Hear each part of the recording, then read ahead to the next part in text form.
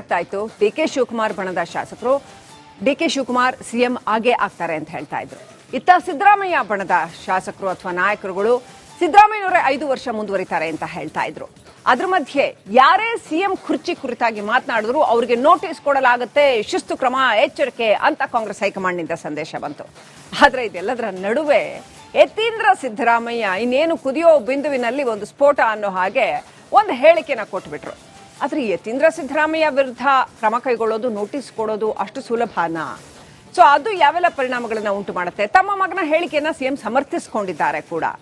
ಹಾಗಾದ್ರೆ ಈ ಹೇಳಿಕೆ ಏನು ಪರಿಣಾಮ ಉಂಟು ಮಾಡ್ತಾ ಇದೆ? ಈಗ ಸದ್ಯ ಕಾಂಗ್ರೆಸ್ನಲ್ಲಿ ಏನಾಗ್ತಾ ಇದೆ? ಒಂದು ರಿಪೋರ್ಟ್ ನಿಮ್ಮ ಮುಂದೆ.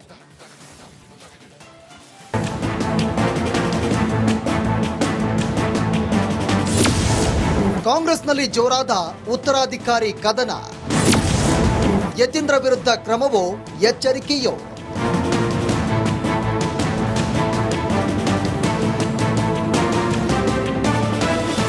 ರಾಜ್ಯ ಕಾಂಗ್ರೆಸ್ನಲ್ಲಿ ನಾಯಕತ್ವ ಬದಲಾವಣೆ ಚರ್ಚೆ ಬಿರುಸುಗೊಂಡಿದೆ.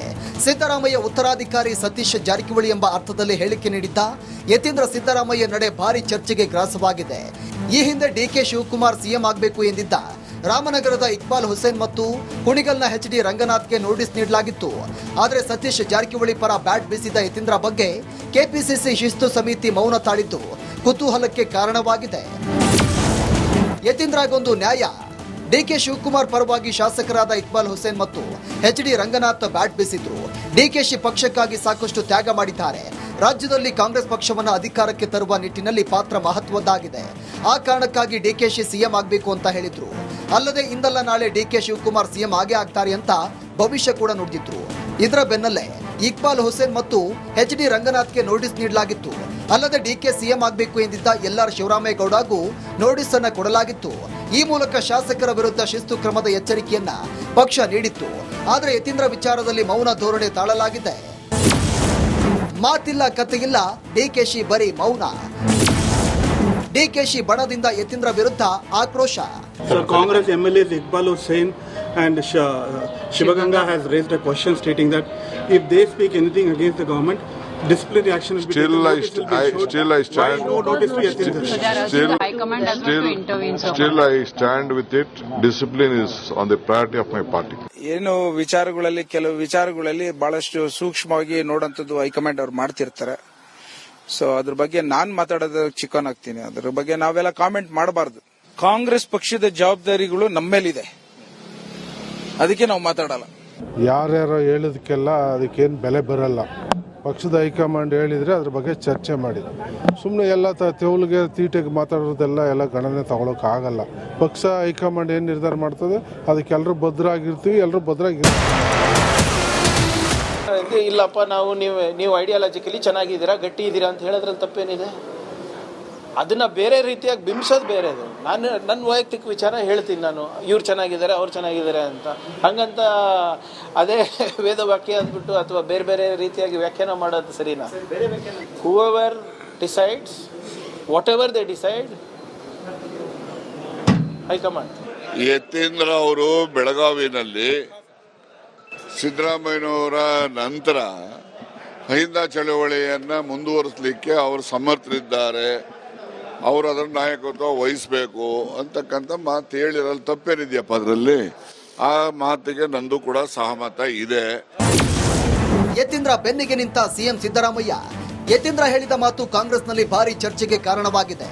ಸಿಎಂ ಕುರ್ಚಿ ಮೇಲೆ ಕಣ್ಣಿಟ್ಟಿರುವಂತಹ ಡಿಸಿಎಂ ಡಿಕೆಶಿ ಆಪ್ತ ಬಣದ ನಾಯಕರು, ಶಾಸಕರು, ಕಾರ್ಯಕರ್ತರ ಆಕ್ರೋಶಕ್ಕೆ ಕಾರಣವಾಗಿದೆ. ಇದೀಗ ತಮ್ಮ ಮಗನ ಹೇಳಿಕೆ ಬಗ್ಗೆ ಸಿದ್ದರಾಮಯ್ಯ ಪ್ರತಿಕ್ರಿಯೆ ನೀಡಿದ್ದು ಹಾಗಲ್ಲ ಹೇಗೆ ಅಂತ ಸಿಎಂ ಸಮರ್ಥನೆ ನೀಡಿದ್ದಾರೆ. ಯತೀಂದ್ರನ ತಿರುಚಿ ಮಾಡಿದ್ರೆ ಏನಂತ ಹೇಳಿ ನಾನು ಕೇಳಿದೆ. ಸೈದ್ಧಾಂತಿಕವಾಗಿ ಮಾತಾಡಿದೀನಿ ಅಂತ ಹೇಳ್ದ.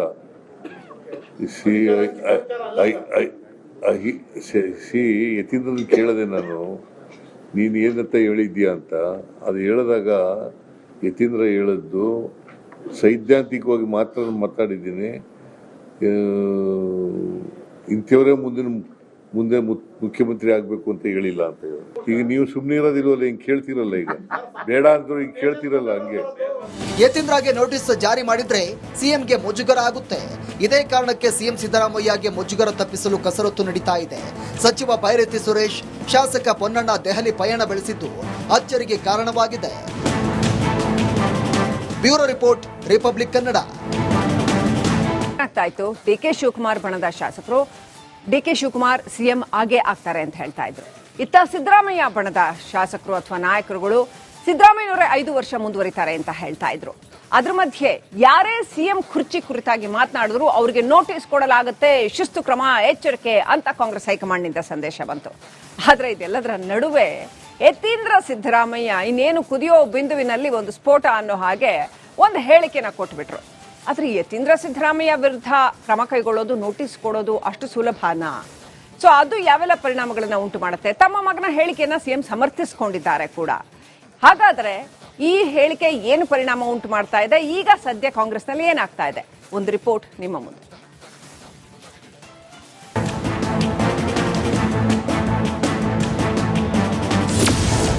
ಕಾಂಗ್ರೆಸ್ನಲ್ಲಿ ಜೋರಾದ ಉತ್ತರಾಧಿಕಾರಿ ಕದನ. ಯತೀಂದ್ರ ವಿರುದ್ಧ ಕ್ರಮವೋ ಎಚ್ಚರಿಕೆಯೋ?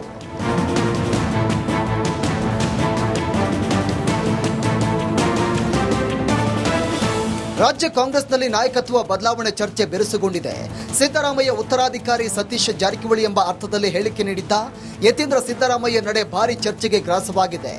ಈ ಹಿಂದೆ ಡಿಕೆ ಶಿವಕುಮಾರ್ ಸಿಎಂ ಆಗಬೇಕು ಎಂದಿದ್ದ ರಾಮನಗರದ ಇಕ್ಬಾಲ್ ಹುಸೇನ್ ಮತ್ತು ಕುಣಿಗಲ್ನ HD ರಂಗನಾಥ್ಗೆ ನೋಟಿಸ್ ನೀಡಲಾಗಿತ್ತು. ಆದರೆ ಸತೀಶ್ ಜಾರಕಿಹೊಳಿ ಪರ ಬ್ಯಾಟ್ ಬೀಸಿದ ಯತೀಂದ್ರ ಬಗ್ಗೆ ಕೆಪಿಸಿಸಿ ಶಿಸ್ತು ಸಮಿತಿ ಮೌನ ತಾಳಿದ್ದು ಕುತೂಹಲಕ್ಕೆ ಕಾರಣವಾಗಿದೆ. ಯತೀಂದ್ರಗೊಂದು ನ್ಯಾಯ. ಡಿಕೆ ಶಿವಕುಮಾರ್ ಪರವಾಗಿ ಶಾಸಕರಾದ ಇಕ್ಬಾಲ್ ಹುಸೇನ್ ಮತ್ತು HD ರಂಗನಾಥ್ ಬ್ಯಾಟ್ ಬೀಸಿದ್ರು. ಡಿಕೆಶಿ ಪಕ್ಷಕ್ಕಾಗಿ ಸಾಕಷ್ಟು ತ್ಯಾಗ ಮಾಡಿದ್ದಾರೆ. ರಾಜ್ಯದಲ್ಲಿ ಕಾಂಗ್ರೆಸ್ ಪಕ್ಷವನ್ನು ಅಧಿಕಾರಕ್ಕೆ ತರುವ ನಿಟ್ಟಿನಲ್ಲಿ ಪಾತ್ರ ಮಹತ್ವದ್ದಾಗಿದೆ. ಆ ಕಾರಣಕ್ಕಾಗಿ ಡಿಕೆಶಿ ಸಿಎಂ ಆಗಬೇಕು ಅಂತ ಹೇಳಿದ್ರು. ಅಲ್ಲದೆ ಇಂದಲ್ಲ ನಾಳೆ ಡಿಕೆ ಶಿವಕುಮಾರ್ ಸಿಎಂ ಆಗೇ ಆಗ್ತಾರೆ ಅಂತ ಭವಿಷ್ಯ ಕೂಡ ನುಡಿದಿದ್ರು. ಇದರ ಬೆನ್ನಲ್ಲೇ ಇಕ್ಬಾಲ್ ಹುಸೇನ್ ಮತ್ತು HD ರಂಗನಾಥ್ಗೆ ನೋಟಿಸ್ ನೀಡಲಾಗಿತ್ತು. ಅಲ್ಲದೆ ಡಿಕೆ ಸಿಎಂ ಆಗಬೇಕು ಎಂದಿದ್ದ LR ಶಿವರಾಮೇಗೌಡಗೂ ನೋಟಿಸ್ ಅನ್ನು ಕೊಡಲಾಗಿತ್ತು. ಈ ಮೂಲಕ ಶಾಸಕರ ವಿರುದ್ಧ ಶಿಸ್ತು ಕ್ರಮದ ಎಚ್ಚರಿಕೆಯನ್ನ ಪಕ್ಷ ನೀಡಿತ್ತು. ಆದರೆ ಯತೀಂದ್ರ ವಿಚಾರದಲ್ಲಿ ಮೌನ ಧೋರಣೆ ತಾಳಲಾಗಿದೆ. ಮಾತಿಲ್ಲ ಕಥೆಯಿಲ್ಲ, ಡಿಕೆಶಿ ಬರೀ ಮೌನ. ಡಿಕೆಶಿ ಬಣದಿಂದ ಯತೀಂದ್ರ ವಿರುದ್ಧ ಆಕ್ರೋಶ. Sir, Congress MLAs Iqbal Hussain and Shivaganga has raised a question stating that if they speak anything against the government, disciplinary action will be taken. Still I stand. Why no notice to Yatindra?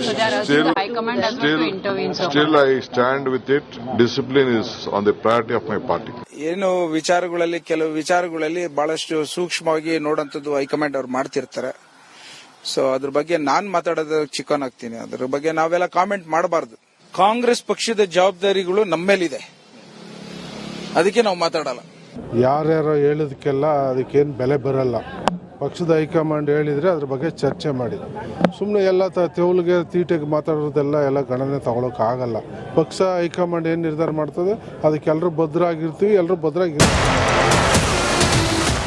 ಇಲ್ಲಪ್ಪ ನೀವು ideologically ಚೆನ್ನಾಗಿದ್ದೀರಾ, ಗಟ್ಟಿ ಇದ್ದೀರಾ ಅಂತ ಹೇಳೋದ್ರಲ್ಲಿ ತಪ್ಪೇನಿದೆ? ಅದನ್ನ ಬೇರೆ ರೀತಿಯಾಗಿ ಬಿಂಬಿಸೋದು ಬೇರೆದು. ನನ್ನ ವೈಯಕ್ತಿಕ ವಿಚಾರ ಹೇಳ್ತೀನಿ. ನಾನು ಇವ್ರು ಚೆನ್ನಾಗಿದ್ದಾರೆ, ಅವ್ರು ಚೆನ್ನಾಗಿದ್ದಾರೆ ಅಂತ ಹಂಗಂತ ಅದೇ ವೇದ ವಾಕ್ಯ ಅಂದ್ಬಿಟ್ಟು ಅಥವಾ ಬೇರೆ ಬೇರೆ ರೀತಿಯಾಗಿ ವ್ಯಾಖ್ಯಾನ ಮಾಡೋದು ಸರಿನಾ? Whoever decides whatever they decide, high command. Yathindra ಅವರು ಬೆಳಗಾವಿನಲ್ಲಿ ಸಿದ್ದರಾಮಯ್ಯನವರ ನಂತರ ಅಹಿಂದ ಚಳವಳಿಯನ್ನ ಮುಂದುವರಿಸಲಿಕ್ಕೆ ಅವರು ಸಮರ್ಥರಿದ್ದಾರೆ. ಅವರು ಅದರ ನಾಯಕತ್ವ ವಹಿಸಬೇಕು ಅಂತಕ್ಕಂಥ ಮಾತು ಹೇಳಿರಲು ತಪ್ಪೇನಿದೆಯಪ್ಪ ಅದರಲ್ಲಿ? ಆ ಮಾತಿಗೆ ನಂದು ಕೂಡ ಸಹಮತ ಇದೆ. ಯತೀಂದ್ರ ಬೆನ್ನಿಗೆ ನಿಂತ ಸಿಎಂ ಸಿದ್ದರಾಮಯ್ಯ. ಯತೀಂದ್ರ ಹೇಳಿದ ಮಾತು ಕಾಂಗ್ರೆಸ್ನಲ್ಲಿ ಭಾರಿ ಚರ್ಚೆಗೆ ಕಾರಣವಾಗಿದೆ. ಸಿಎಂ ಕುರ್ಚಿ ಮೇಲೆ ಕಣ್ಣಿಟ್ಟಿರುವಂತ DCM DKಶಿ ಆಪ್ತ ಬಣದ ನಾಯಕರು, ಶಾಸಕರು, ಕಾರ್ಯಕರ್ತರ ಆಕ್ರೋಶಕ್ಕೆ ಕಾರಣವಾಗಿದೆ. ಇದೀಗ ತಮ್ಮ ಮಗನ ಹೇಳಿಕೆ ಬಗ್ಗೆ ಸಿದ್ದರಾಮಯ್ಯ ಪ್ರತಿಕ್ರಿಯೆ ನೀಡಿದ್ದು ಹಾಗಲ್ಲ ಹೀಗೆ ಅಂತ ಸಿಎಂ ಸಮರ್ಥನೆ ನೀಡಿದ್ದಾರೆ. ಯತೀಂದ್ರನ ತಿರುಚಿ ಮಾಡಿದ್ರೆ ಏನಂತ ಹೇಳಿ ನಾನು ಕೇಳಿದೆ. ಸೈದ್ಧಾಂತಿಕವಾಗಿ ಮಾತಾಡಿದೀನಿ ಅಂತ ಹೇಳ್ದ.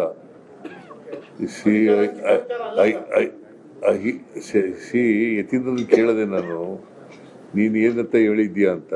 ಅದು ಹೇಳಿದಾಗ ಯತೀಂದ್ರ ಹೇಳಿದ್ದು ಸೈದ್ಧಾಂತಿಕವಾಗಿ ಮಾತಾಡಿದ್ದೀನಿ, ಇಂಥವರೇ ಮುಂದಿನ ಮುಂದೆ ಮುಖ್ಯಮಂತ್ರಿ ಆಗ್ಬೇಕು ಅಂತ ಹೇಳಿಲ್ಲ ಅಂತ ಹೇಳಿ. ಈಗ ನೀವು ಸುಮ್ಮನೆ ಇರೋದಿಲ್ವಲ್ಲ, ಹಿಂಗ್ ಕೇಳ್ತಿರಲ್ಲ, ಈಗ ಬೇಡ ಅಂದ್ರು ಈಗ ಕೇಳ್ತಿರಲ್ಲ. ಹಂಗೆ ಯತೀಂದ್ರಗೆ ನೋಟಿಸ್ ಜಾರಿ ಮಾಡಿದ್ರೆ ಸಿಎಂಗೆ ಮುಜುಗರ ಆಗುತ್ತೆ. ಇದೇ ಕಾರಣಕ್ಕೆ ಸಿಎಂ ಸಿದ್ದರಾಮಯ್ಯಗೆ ಮುಜುಗರ ತಪ್ಪಿಸಲು ಕಸರತ್ತು ನಡೀತಾ ಇದೆ. ಸಚಿವ ಬೈರತಿ ಸುರೇಶ್, ಶಾಸಕ ಪೊನ್ನಣ್ಣ ದೆಹಲಿ ಪಯಣ ಬೆಳೆಸಿದ್ದು ಅಚ್ಚರಿಗೆ ಕಾರಣವಾಗಿದೆ. Bureau report, republic Kannada.